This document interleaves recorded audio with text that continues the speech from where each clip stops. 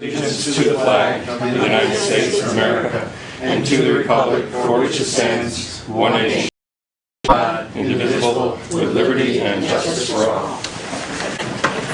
I feel short. Thank you. So we won't have to suffice. All right. Perfect. I do feel short, but that's okay. Was there any changes, modifications to the agenda? If I could offer one, there is a corrected personnel report dated today. It's both in your Dropbox and we had it available in paper in advance. So if we take the corrected one. A minor correction, I believe. Yep. Fine, nothing else. Good. And no signed up to speak. It's all over but the shouting, apparently. Nobody wants to come to board meetings anymore. That's fine. We will have anyone wish to speak now. We'll move on. And student reps. And LECS is here. Good to see you. It's next week, and this week for some, youth trip is leaving tomorrow morning. Spanish trip also leaving tomorrow morning, and the August housing trip. Most of the trips are in the woods to go camping, but there's a basketball trip. They get to cook food, and it's a lot of fun. Kids get to bond with kids they wouldn't normally meet. There's too, and it's a great thing, and that's all we really have from ACS this week. Tremendous. Great. Is there a trips guys? Well, probably not, but sure. So today after school in front of activities is the relay around IHS, which is about a 0.8 of a mile, which will consist of students running around kind of in a sort of a relay race form where they take paper towel tubes and then pass them off to their team of four. All proceeds will go to support the Family Reading Partnership. The winners will receive little plastic gold medals to show off to their friends. And then this Saturday, your prom at the corner, they will be allowing outside to take part in the partying. Ithaca Bakery is going to be supplying the food, along with the DJ being a DJ Nikki Wood, who is DJ'd with for parties hosted by people Freddie Mercury and Jules, and everybody's hoping there's going to be a blast. Freddie Mercury. Yeah. Big name drops. wow, it's going to win. You're right. Where? Well, tomorrow, in the period-appropriate attire, have an Oscar Wilde performance done by their colleagues, and a bit of waltzing. Last week we heard a presentation about the German exchange trip, and meetings have continued. Topics including phrases, etiquette when you go to Germany and how to relate to your families. So that's steadily moving along, and we hope it'll be a good time.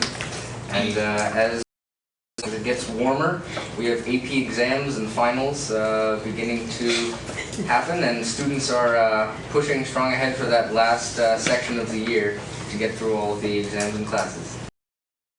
Next Wednesday, the IHS Orchestra and Symphonic Full Orchestra will be holding their annual. This meeting is sure to be spectacular. We encourage everyone to attend. And in sports, several teams are wrapping up their seasons with senior nights, such as track, lacrosse, baseball, and the boys' tennis team has ended their season extremely successfully. For 3 seasons in a row, the team has won every game with a 50 win in a row record and no losses. Yesterday, the boys won their 4th stack championship title, once again showing their heart, dedication, and Picture it. IHS polls student elections this and videos that the campaign speeches will be shown in social studies classes. Taking advantage of WRED in our television studios, all candidates were filmed. Last year, for this position, student representative of the school board, I was the only one running. One person running for 4 seats. Okay, last year, 8 people running for 4 seats. I'd like to say I popularized the position.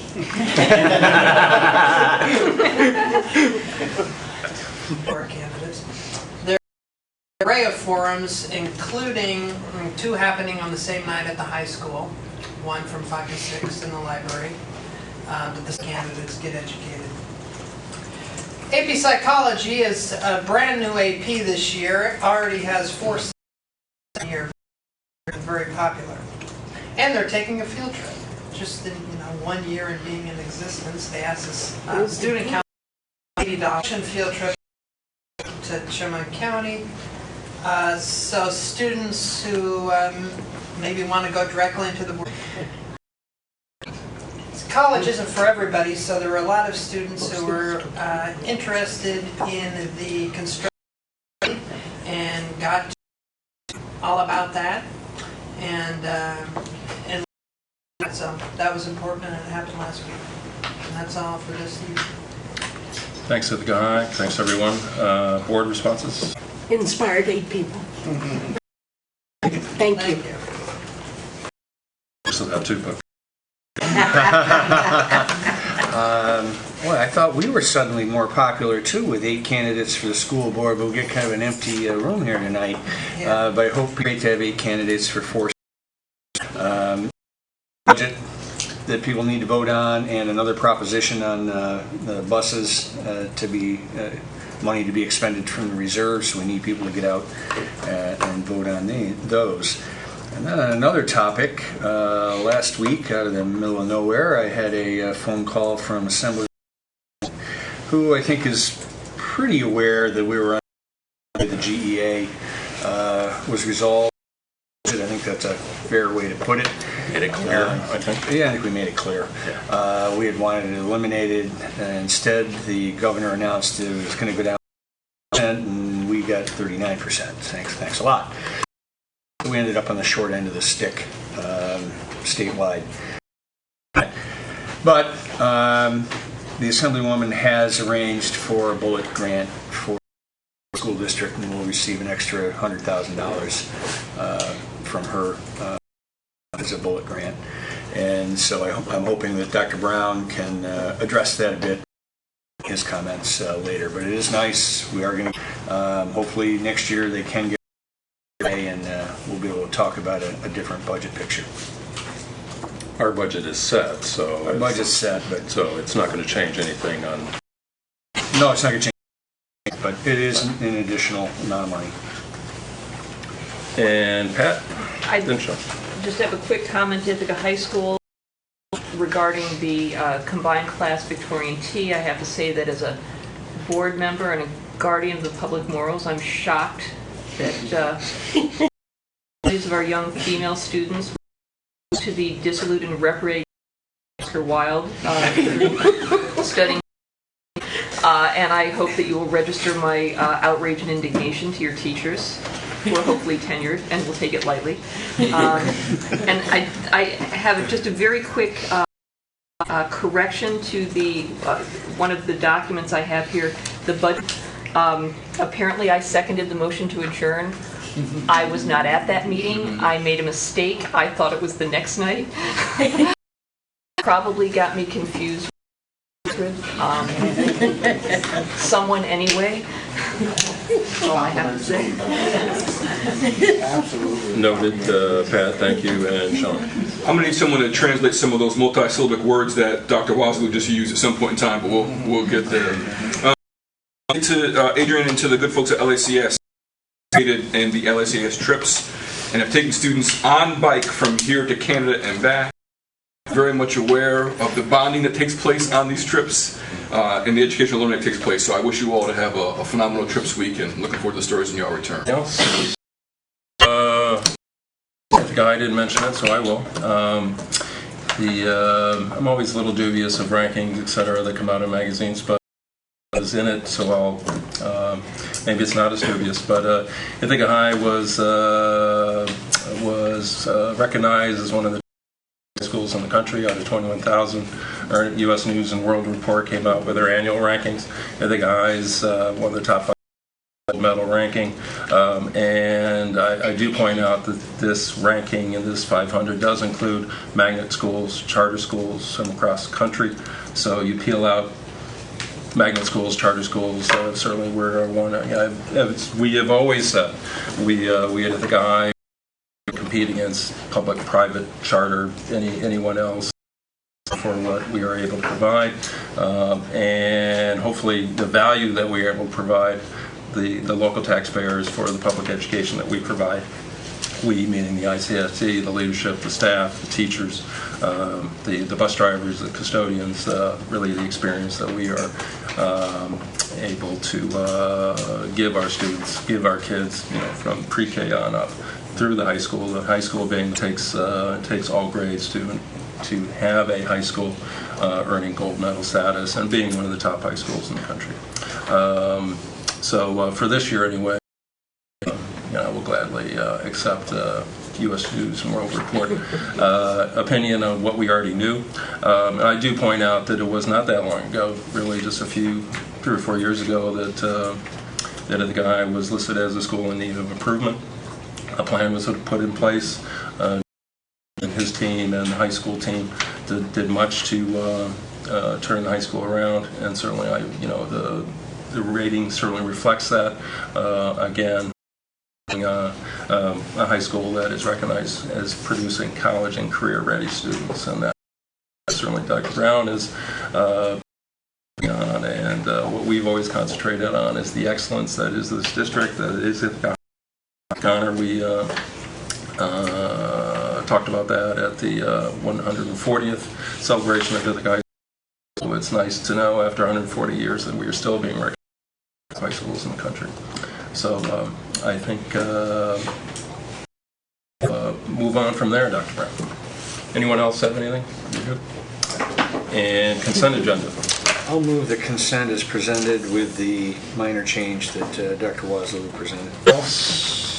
List of lists and those who will be working there, and that's really the bulk of it. As we prepare for election next Tuesday, starting at noon, the 19th. And all in favor? That's everyone. And superintendent's report, Dr. Brown. Thank you, Mr. Anderson. Now, I do wish to provide some of our initial thinking regarding the bullet aid. But before that, if I could take this opportunity to thank first Cornell University. I received a letter from Cornell University speaking to the annual voluntary contribution we provide to the school district. Past few years, it's been $450,000, which is down from $500,000 from 5 years ago, but still $450,000 of voluntary contribution. And us, that they look to increase that contribution for next year, $15,000 to $460,000. Always thanking IPEI for the school district. I had an opportunity last night to be at an IPEI event, and where not only were they supporting the district's work and raising funds, but they were highlighting some teachers and the work that our great teachers are doing. They're connecting classrooms. Am I getting that right? It was just amazing to see the energy from our educators as they were showing off some very, very impressive work. Student work, their work, it was just outstanding. So if you haven't had a chance to learn about the Connecting Classrooms grants, some of the other teachers, we're going to see spaces and thanks to IPEI and those educators' thinking. The space that was formed, that held that green truck that I look at every morning when I go to the gym, will now be a greenhouse. And what's going to be inside of that is absolutely just, again, it just felt so good to be in a room with so much energy just last night. So the last grant, one-time funding / bullet aid, out of sense of, I still don't know why they call it bullet aid, but anyway, it's a grant, one-time funding. This time it was around $50,000, I believe, when we got it the last time. Decided we wanted to support our pre-K program. And I recall we added 4 classrooms at that time. We wanted to support enriching opportunities for young people during the school day. I would recommend, and this is just our initial thinking, I haven't shared it much with staff yet, that we look at the K program, which I've seen after increasing it over the last few years, and also support some enriching programs. So $100,000, we're looking at possibly 1 pre-K classroom, which is, again, one-time funding. And maybe, I have been mourning the loss of a theater like young people. But not the same program we had before with the Hangar, the partnership we do to to support a theater-like experience for our young people at the elementary level that is common and consistent. So we will be thinking and talking with folks about what we can do with the monies that we have funding. So we can only promise of this, but it will be something good for young people. That's my initial thinking on it. And that concludes my superintendent's report, unless there are questions about our recommendation or some wish to engage in.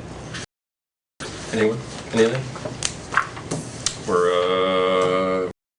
I guess we'll move right on to school district business. The second time. Teaching is the core. We're going to update again the teaching. Welcome.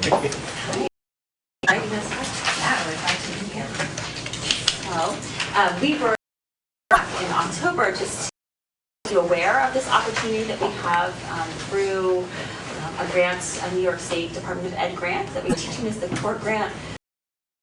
Was intended to give districts the opportunity to take a critical look at their assessment system.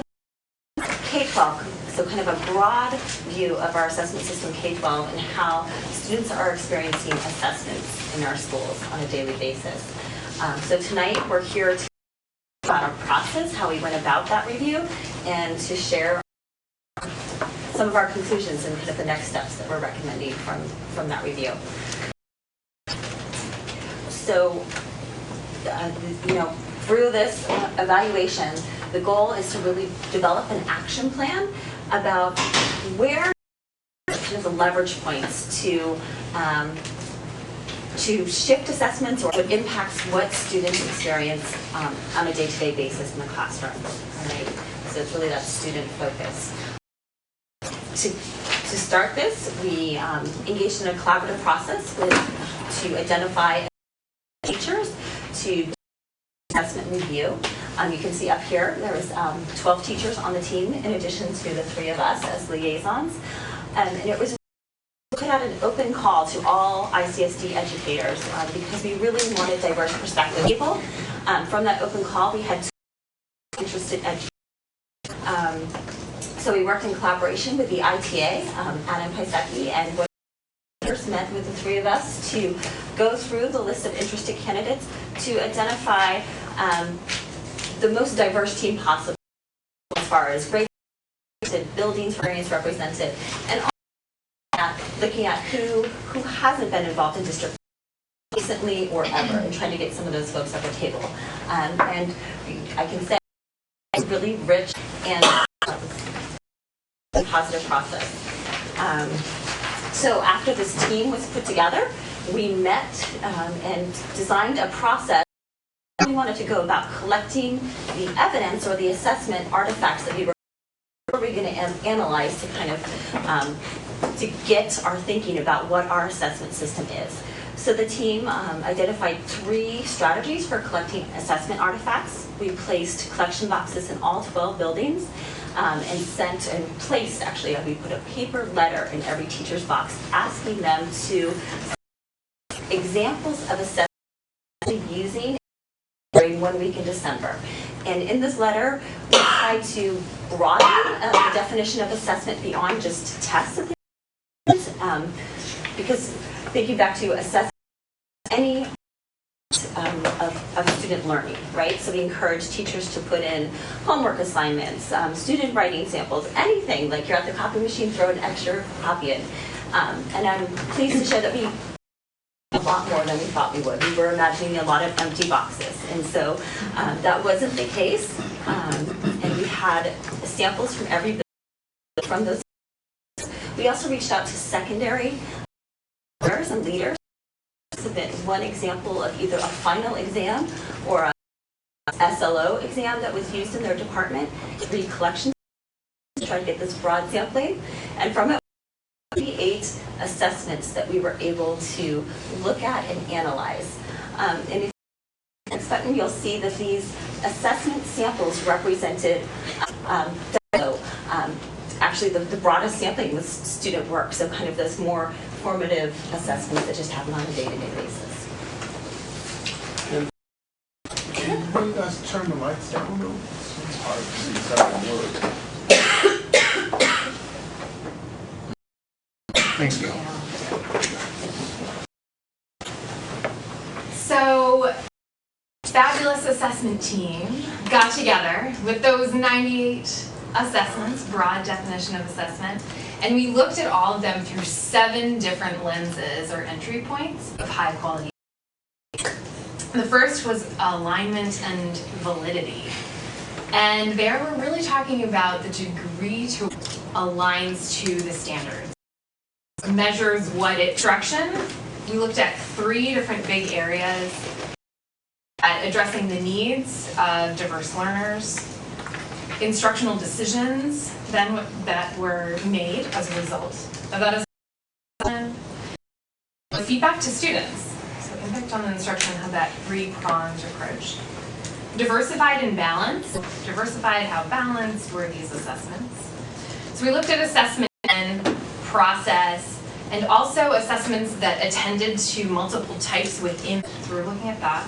We were also looking at the purpose when we were looking at diversified and balanced. So why are we giving it at the beginning of a unit, and is it a diagnostic assessment, or is it a summative assessment at the end?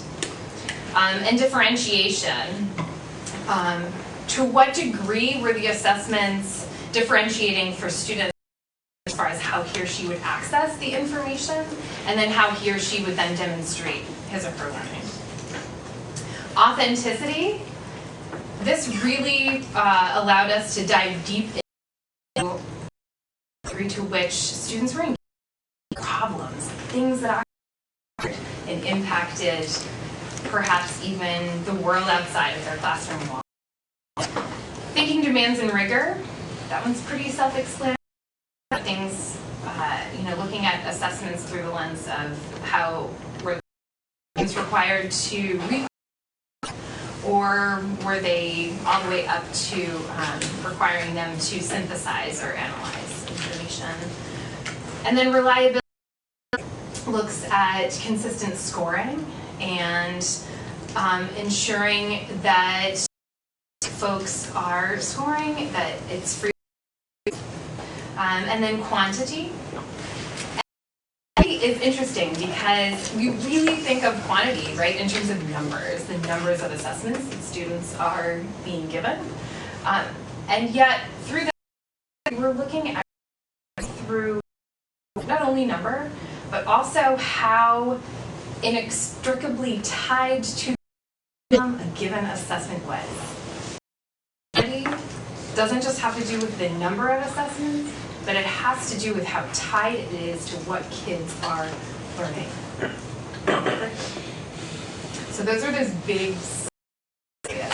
And we looked at all of those and took those 98 assessments and ran them.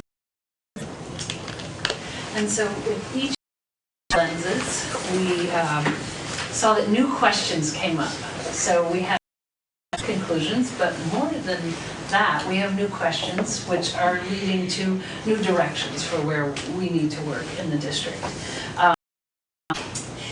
If you've read the report, you will have seen that there were a few really hard conclusions that we found true within the other component districts in the BOCES that were a part of this work. So we weren't alone. That we really have gained from this is we clearly where we are as a district, and we'll speak to that a little bit. So when we don't get something, that's data. Thought that when there wasn't evidence for an entry point, and we didn't get something in the box that really spoke to one of those entry points, it may indicate, this is one of our tentative conclusions, that this might not be the way we're thinking about assessments in our district. And that led to a question of what would happen if we had more specifically asked facts using the language of those entry points. So Lynn described the collection process, any kind of assessment, but more specific. We're not sure about that. One of the things that we were thinking about this and analyzing this and how we were going to speak to you about it, we thought if we were in the classroom, this probably would have not have occurred to us to put artifacts in about alignment and validity, how it's tied to the standards. That we didn't tie it to standards when we were in the classroom, but would we have included that as a part of our assessment package? team saw this so that you saw that we had working as they learned more about those entry points and perspectives on assessment. They had learned so short amount of time that they were not going to put in artifacts. So they themselves from adding artifacts to those boxes realized like, oh, I know more. And so we didn't want to sort of pollute the data. We really wanted to see what from people. So, you know, one of our tentative conclusions is that we do not think that as we systemically attend to validity or to reliability when we are making assessments, giving assessments. So that's a tentative, but that's leading us to new direction where we need to work with teachers. So all these areas, I think what's going to give us our highest in this information and what will students, you know, how can we impact and move teachers, students will experience in the teaching and learning in our district. And so these are the areas that we've found can really move us forward. High quality assessment design, data-driven planning, feedback to students, and the collaborative inquiry around the concepts of authenticity and quantity. So high-quality assessment design is really about professional development and real explicit teaching or learning experiences for our educators about designing assessment. You know, and often as somewhat leading this work, you know, it's great to have access to some more assessment to help us with this. So currently, 18 teachers that are participating in an assessment design and centered initiative. Guided the rubrics we used for this assessment. She really is an assessment expert, and she's helped us look at an assessment in a very thinking about how assessment should be indistinguishable from learning and how it is part of the ideas of a learning. So we've been really lucky. You begin or continue curriculum work level, school level. Have a slew of amazing proposals from the high school as well to do some curriculum work this summer that they'll then continue throughout the school year. What's great is we're taking this information that we're learning and these big ideas from this action plan, and we're incorporating that work of the curriculum teams, right? Of the curriculum design teams. So like Lynn said, and like we've been saying throughout, when the assessment is indistinguishable from the learning that's taking place.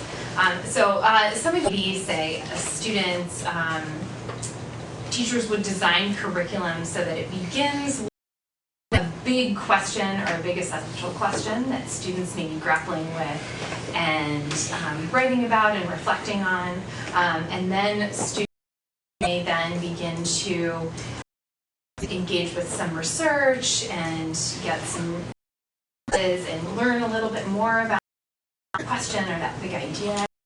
And as they're doing that, that may be a great opportunity for the teacher to engage in some formative assessment and find out how students are learning the material as they're going on. It might be a great time for some feedback as well.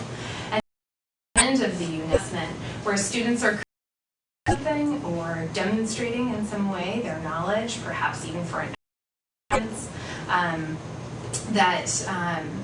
that then serves as the assessment. So the curriculum and assessment design now have much more one and the same, right? So there's not this standalone assessment design that's taking place. And through taking the assessment themselves, right, items themselves, and indicators, taking a look at the perspectives or experiences that our students who may identify with a particular sexual orientation or race or gender expression or ethnicity or another group, and taking a look at those assessment items very specifically, but also students in that process. Like, hey, here are some of our assessment items before we give them to get their perspectives and their ideas as well. So that's some of how we're then tying this into the rest of the work that we're doing then in the district and really carrying this along. Applying the lack of attention to reliability in our assessment work in the district is really looking at, we have some district-wide scoring days at the elementary level to score our assessments. And we have redesigned those days so that we'll be implementing a read-behind process, which really allows you to establish inter-rater reliability, which is the measure you use to ensure reliability of a performance-based task. And not only will this give us this reliability, it's also going to allow our teachers, for the first time since APPR came along, to score their own paper, score their own students' work, so that they are immediately getting that feedback on student learning, can then turn around that to their students. So the last couple of years, somebody else has had to, like, just this lost information, right? So really, we can turn this into an opportunity to increase our assessments and increase the feedback we're able to give to students from those assessments and how they're able to impact instruction. I adjust my curriculum next year, or what I convey to next year's teachers to help them better meet the needs of the student. We're going to expand that really in looking at, in a bigger way, data-driven instructional planning.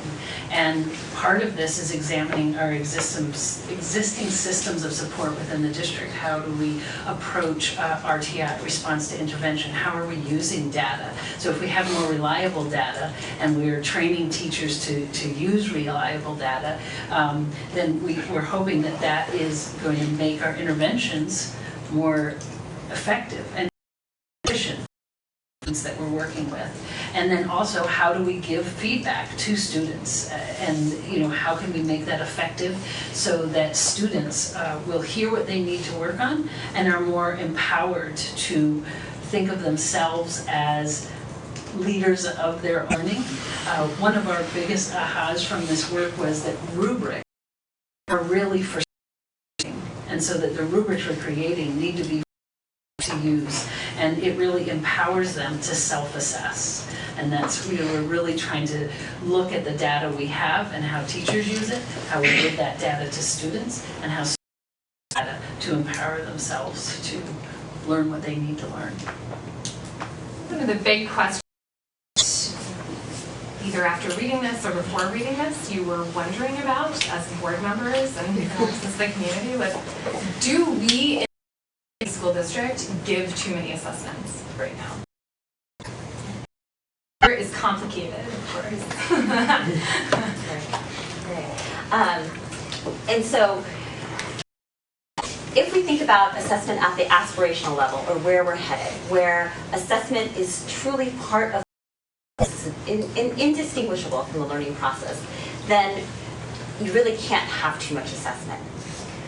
What we have are too many assessments that are representing a kind of a stop in learning right now.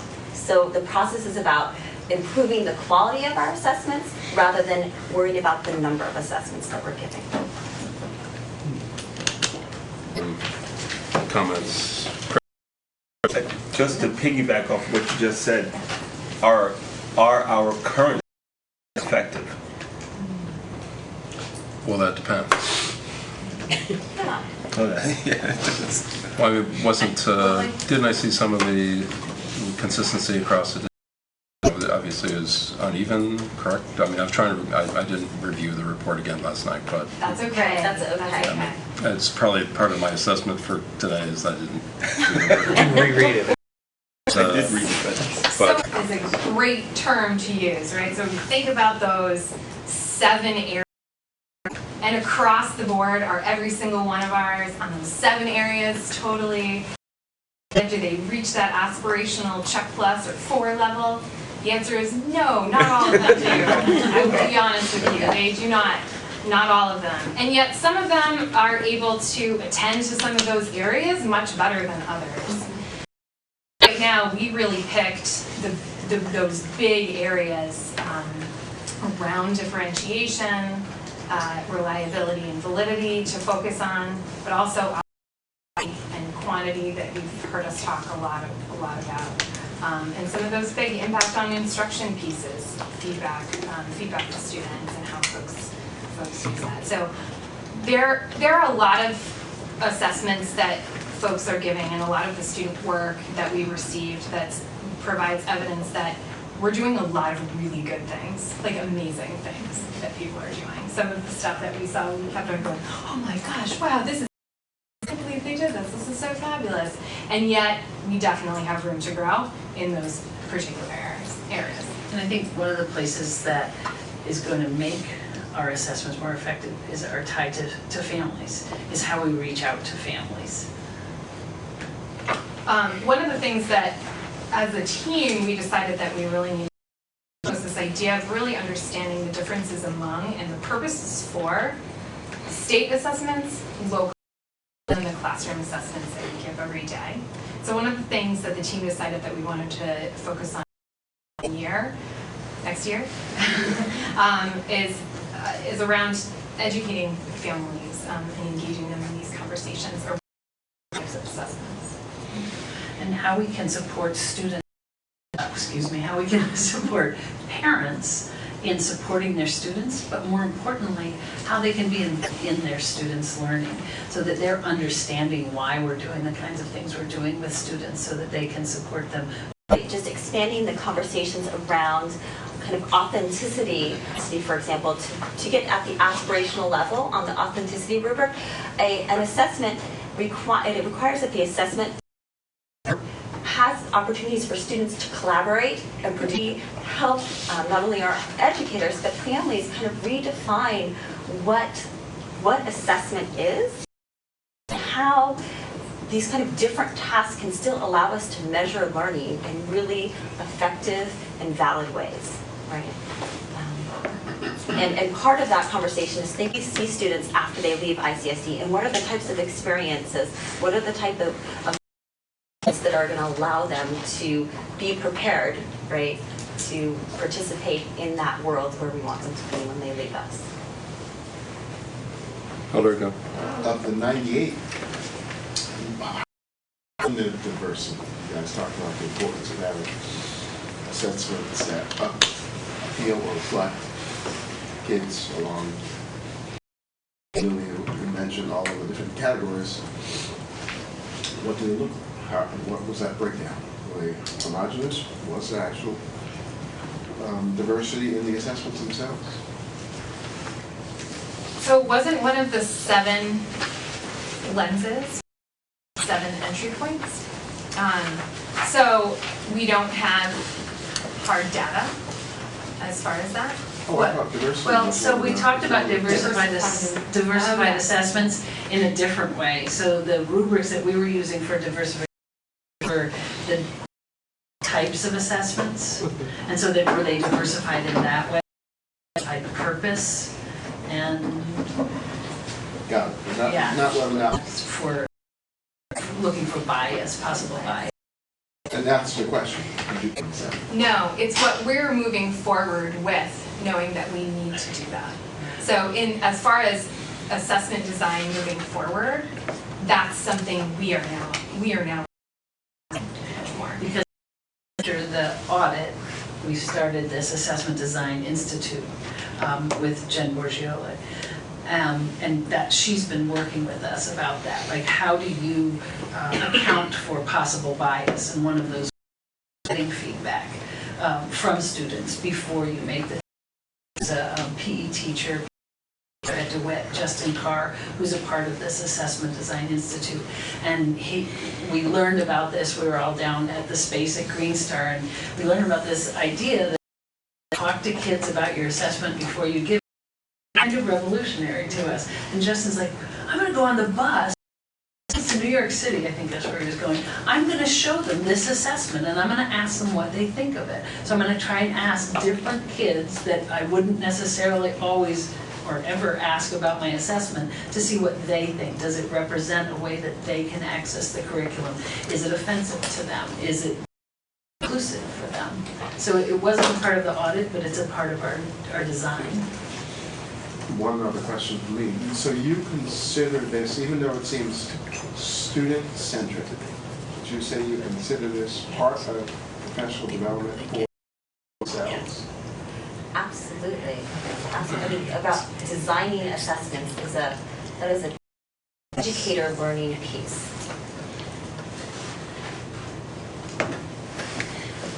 And it's hard. I mean, assessment, like, Be more PD coming this summer, but how are you going to continue to move this work forward? I understand this was a one-time, always asking the question versus the resources. How do we keep moving the work? Just curious as to where we stand. I think the main spoke to it a little bit was curriculum work. Every proposal that we are looking at, design component, is the notion that curriculum work should be PD. They should be intertwined, not sage on the stage kind of PD, but teachers learning from each other, asking each other hard questions.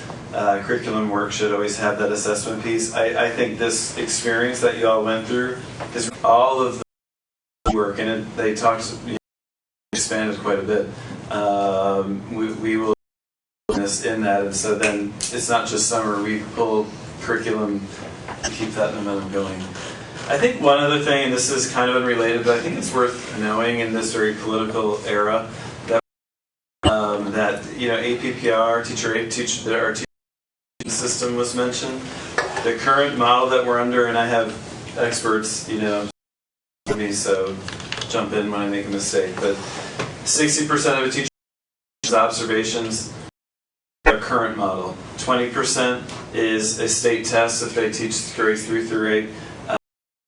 That 20% is a sort of local assessment if they don't have a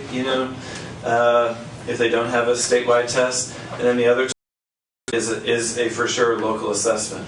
ICSD for the last 2 years of teacher APPR, teachers have developed every single assessment used for our grades 3 through 8.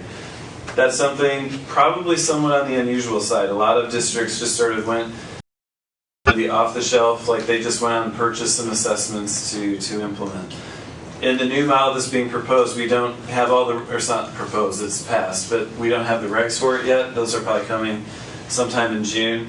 It's 50% of a teacher's evaluation is observation, but the other 50 is either a state test, gross score on a state test, or a state-approved assessment for the non-grades 3 through 8.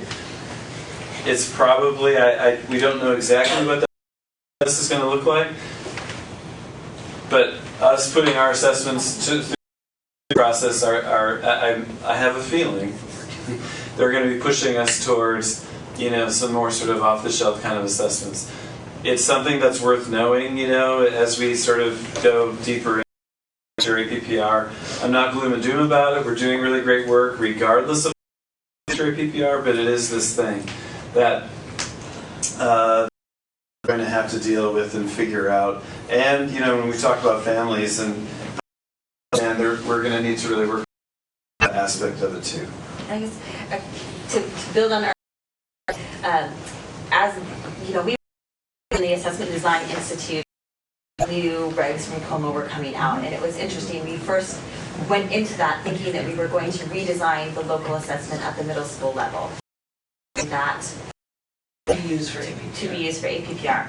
And once the new regs came out, I brought the middle school teachers together, and we really had a about, do we want to continue the work of redesigning this assessment that we will likely only use this one more year? We were making a much better assessment than what we are using right now. It's because it was something that's in all 3 schools, right? So that's really hard to connect to every curricular subject and make it truly part of the learning. Or do we want to take this opportunity you are going to be using in your classroom with students that are going to provide meaningful feedback for you and your students, right?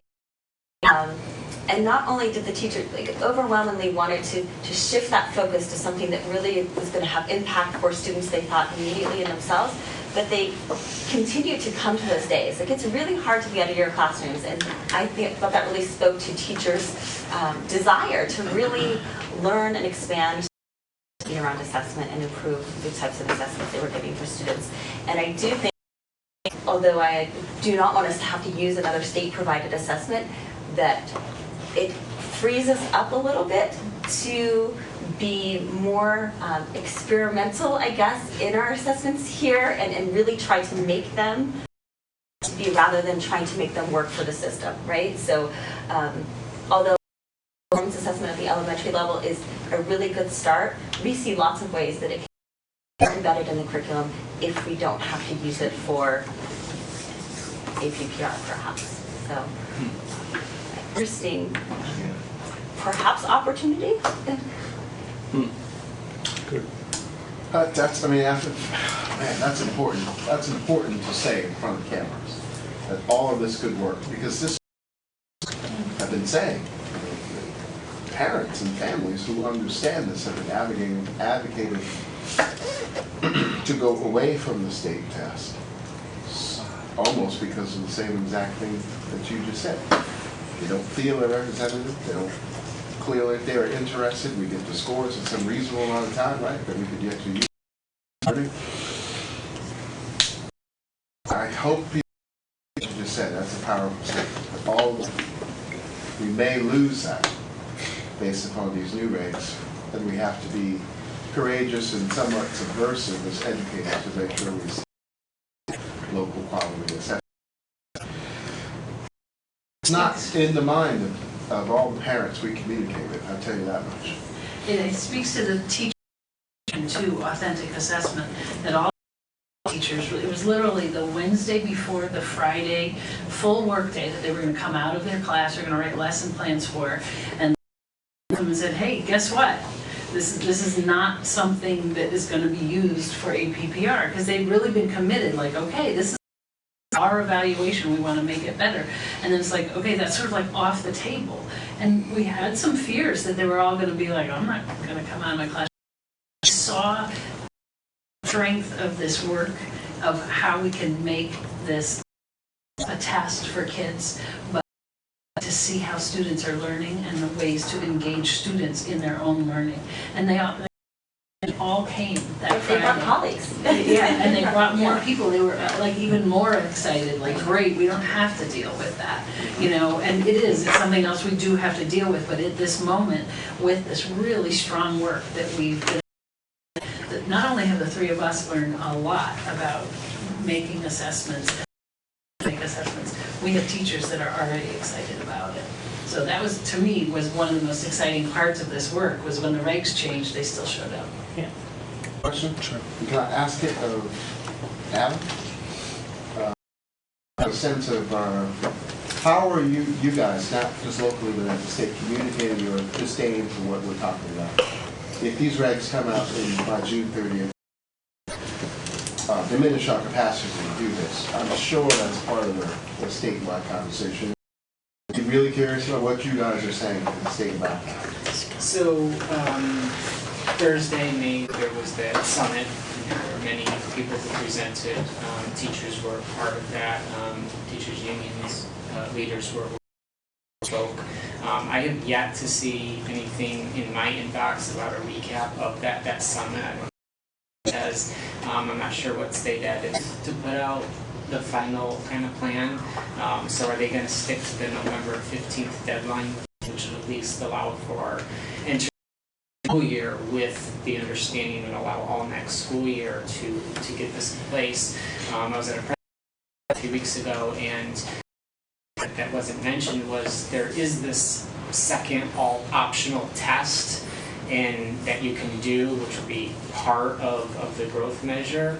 Obviously, we don't want more tests, but that still is an option, and I know that there are options to be considered, that at least local assessments be considered allowed. I know that there's a push there to at least allow for some local stuff, because right now, the current status of things, there is no local. And there is a big pushback there. There are some good things that are developed locally, or things that we use locally, which are technically packaged kind of corporate things. Last 3 years, there were things that were not allowed, like autism and so forth, because they were not on the approved list. So this is all still being talked about, as far as I know. It's kind of a wait and see game. As Matt said, there's a June date of, well, we're supposed to hear something. I don't know if it's only a few weeks away, so I don't know if we'll even be there. So it's just kind of a but there's definitely push by different groups, and I've had conversations with people on PTA council and so forth, and there still needs to be a push to email your board of regents, email their local legislators, and I believe there's even a NICED kind of portal thing that you can still go to for feedback, because they're not going to do the travel. That's my understanding. They said no. But there is a link, or at least there was, I don't know if it's closed now, but you could provide some public. Anyone else? So, but from what I heard, there's still resources in this upcoming budget to support the work going forward, right? Well, yeah, that's why I heard. Okay. Yes. Thank you very much. Yes, well, vote on the budget, we advocate one way or the other. But it's important work. Eldred mentioned it. It's critical that we maintain as much local control.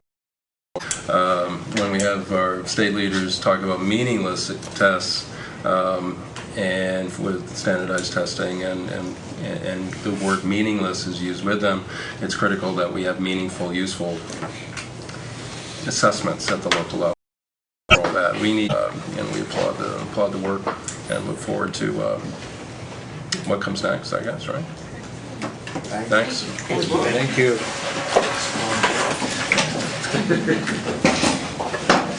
And we're going to do a quick update on solar power purchase agreement, a PPA.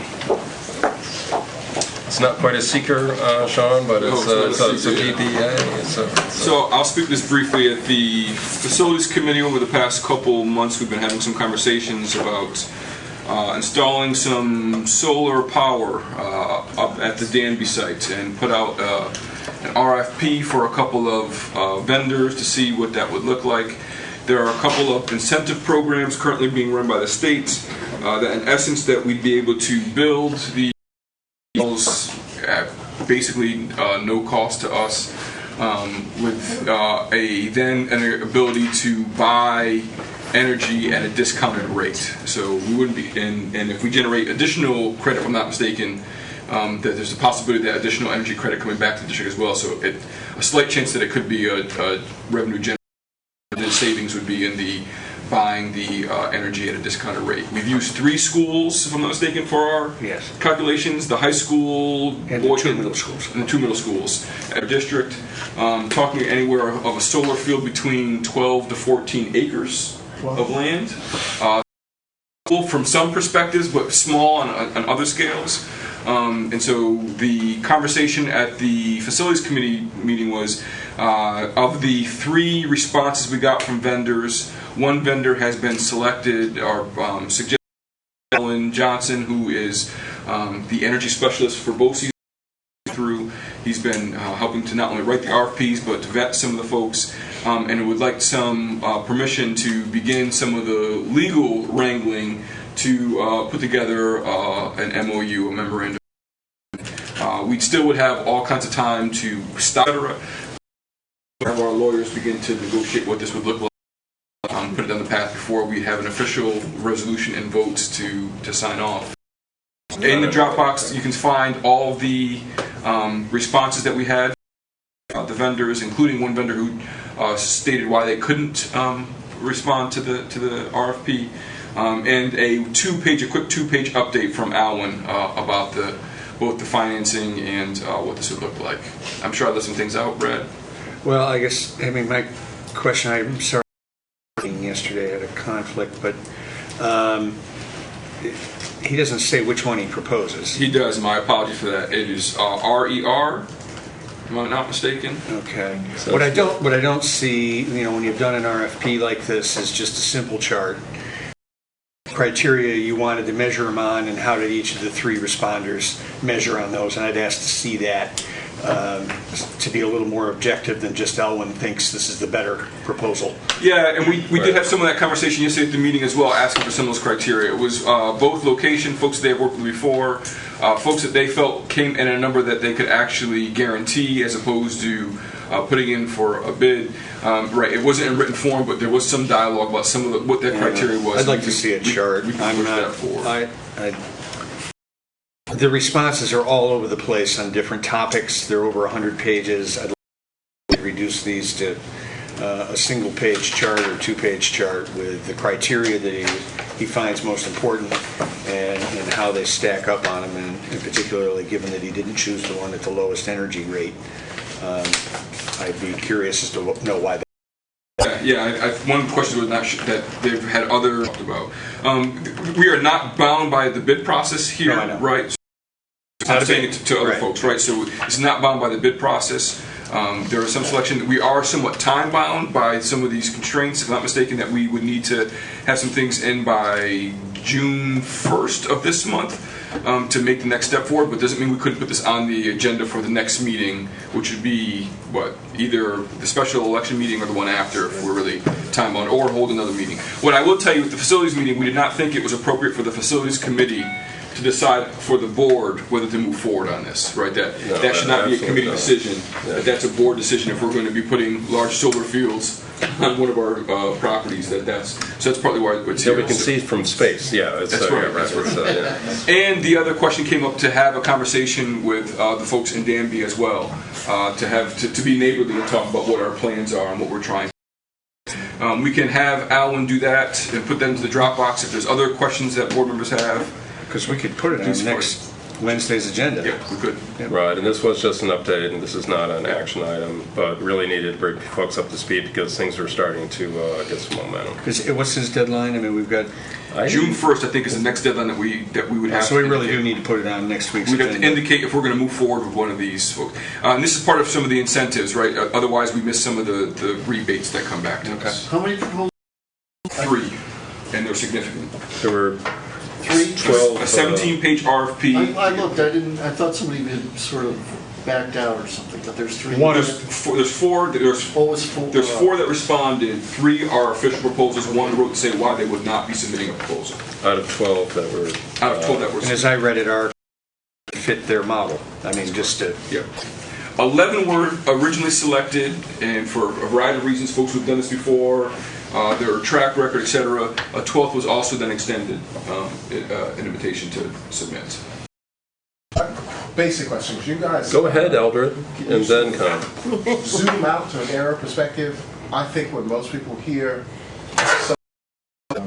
they're still thinking that we would be bolting things to the roof of buildings and collecting all that sun, delicious sun. And you guys are talking about a large field. Could you just, for those of us who really don't get it, could you just explain the difference between a field and what we're talking about doing in Danby?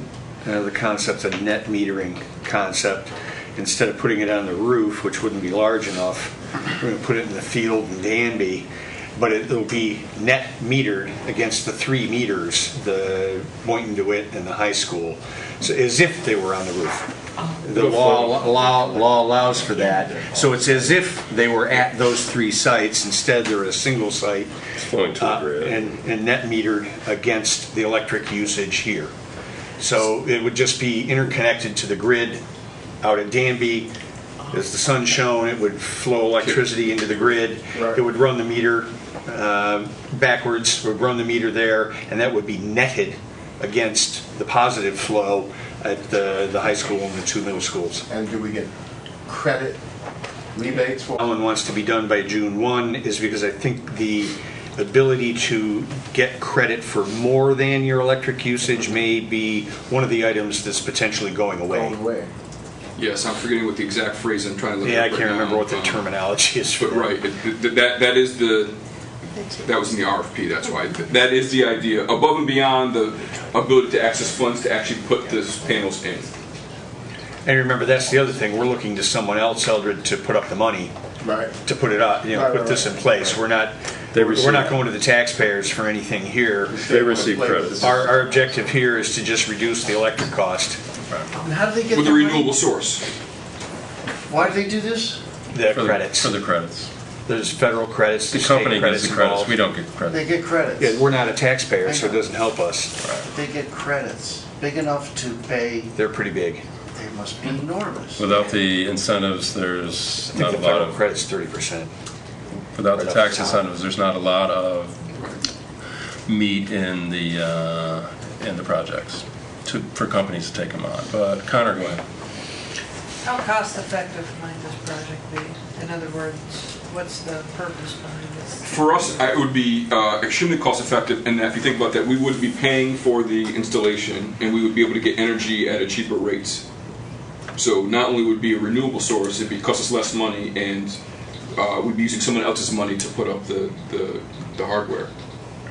So I mean, that's with these credits, right? And that's why we're on the deadline. If these deadlines pass, then we probably won't consider this. We've been talking about this now for maybe 8 or 9 months, probably a couple of years, but 8 or 9 months seriously.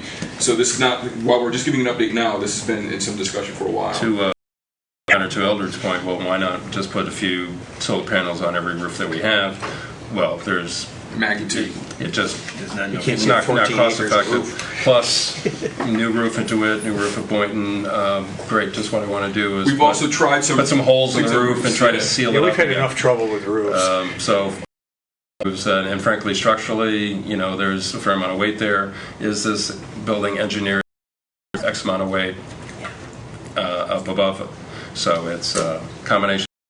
That's why you see Cornell and others going to solar fields. And I was going to wonder what this would make. I mean, I don't think we're not talking about the same scale. But Cornell's done a solar field as well. I don't know what was theirs. It was smaller than this. It was 6 acres or so. But they've signed a contract to do another, which I think is more than double that one's size. So it's more like what we're talking about. It's up by the airport. Yeah. Yep. It's whether we're reducing our footprint a bit, but also we use energy, we use power, how best to do that.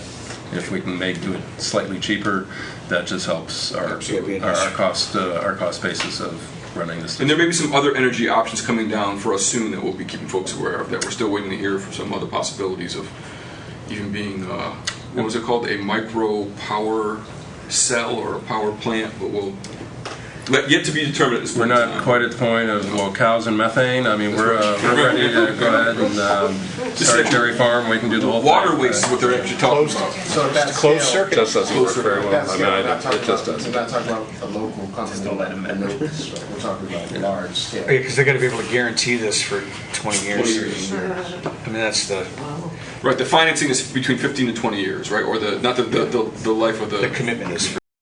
The field would still be there. So and that's one of the things to be guarantee negotiated. if it gets bonded even? What's that? There's a guarantee from through the company. I'm waiting to hear how that works. Oh, we are waiting to hear how that. I don't know. I assume each how company offers it differently. That's important. Yes, it is. Now, the nice part is the solar field's on our property. So we can turn it in, we can turn the panels and turn it into a solar reflector and do James Bond stuff. It's not on rented land. Turn them flat, make it a baseball field. We'll figure something out with it. Okay, is that your point? Yeah, in a sense, possession is 9/10 of the law. That would be my point. If it goes bad. If it goes bad, we already have it. And to be clear, this is totally separate from the energy performance contract work that is coming up. That's totally separate. That's creating efficiencies within the buildings and how we use energy and lighting and everything else that they're going to do with that project. So moving forward, I'll ask Alan to put this up in the box. We'll work with Amanda. We'll put it on. We'll have it on the next agenda in case there's a vote that folks need to make. But if there's any questions you have, feel free to contact myself, Brad, Robin, one of the facility committees, Amanda, or contact Alan himself as well. He's fairly knowledgeable in this area. So. But it sounds like we got to do a thumbs up or thumbs down. At some point in time, we're going to have to give Rob the okay to be able to sign an MOU if we're going to move forward. Yeah. And y'all were talking about the next opportunity. So we're talking. It's going to be Wednesday, maybe. To that point, is it's the May 20th election. Yeah, but if need be. Yeah, why wouldn't we do it there? The certifying results of the election at 8 p.m. It's a scheduled meeting. We can put another agenda item on. Yeah, we certainly can. Yes. I think we can just get a box to answer. I'm just curious why we're picking the one that's not the lowest. And why do you call it an MOU instead of a contract? We're still looking to go a details would still be negotiated yet. Right, there's not a contract to sign or a So that's an resolution agreement to go to the next, to move ahead. And allow them to apply to NYSERDA. Right. If I'm not mistaken, what we're looking for is the language I had to learn yesterday. It's a PPA, yes, right? A power performance agreement or power purchase agreement. So that's what we'll officially be doing. But in the interim, how we sort of negotiate those things are going to be, our various legal counsel are going to be involved in that. So that's what they're looking to do. Who is going to pursue the dialogue with Town of Danby, et cetera? I mean, I can follow up with Amanda on that. Right. And it's not, You mean just to alert them and? Yeah, have a nice conversation. Out of courtesy and a little common sense, I think would be useful. It's going to change the landscape a little bit there. Absolutely. It's a nice area on the side of the hill. It's right now it's green grass and some fields, etc. Playing fields. It is mown. It is some trimmed. of it is. Not much. Well, no, actually, I drove up there. There's a lot of it mowed. Is there a drawing? Really? Is there a drawing? There's a drawing in here too. I'll look at it. Connor, Do you have very noisy contraption? Yeah. it's not like wind turbines, no. No. They're pretty That's sunshine. quiet. I've been to the one out at Cornell, and you can. It hums where you hear where the converter is to convert it from AC to DC to put it on the grid. But you got to be kind of standing next to it. So in other words, there's no reason why the Danby community would oppose it? No, it's just going to change the. I mean, the other thing it does is, it also removes green space. Yeah. Right. So, I mean, yes, it's like a it's park. it's a benefit for the community in terms of renewable source, but we lose field, and that's important as well. So we'll have to keep the field that's nearest Gunderman Road and that sort of thing. We wouldn't cover the whole property. Right. I think we'd leave some of the green space. That would be helpful to keep the ball field. Yeah, I think keep that kind of space there. We don't need to cover every last square inch. So tentatively, obviously or not, the annual budget vote and school board 19 starting at noon, going to 9, correct? But on the next day, May 20th, as per our legal responsibilities, we meet at 8 o'clock to certify the election results. We do not meet earlier than that, but we meet at 8 o'clock, 8 p.m. on May 20th, and we can have another item. So it is a public meeting, and I'm certainly announcing it now. We could have an item along with the Power purchase agreement. Right. And this is the one night this week that we've interrupted the board candidate forums. Yeah. It's like whoa, So there are forums tomorrow night. At BGM at 6 o'clock, I believe. And then 2 on Thursday. As Connor said, there will be 2 on Thursday. It's always fun to go spectate when you don't have to talk. Right. But it's a good dialogue last night at Q High School, and I look forward to more dialogue tomorrow. I'll be there because, Dr. Brown, there's snacks at BGM, I think. Cookies, veggies, there's snacks. So we'll be there tomorrow night. One item on the agenda, Mr. Malcolm, I don't know if you saw today, the Finance Committee meeting. We would normally meet the Monday before the second meeting of the month, but that being Memorial Day, Amanda might be occupied doing something else, and we will both be occupied doing something. Work. Oh, you'd be working all day. Start summer, man. So we started backing up from there.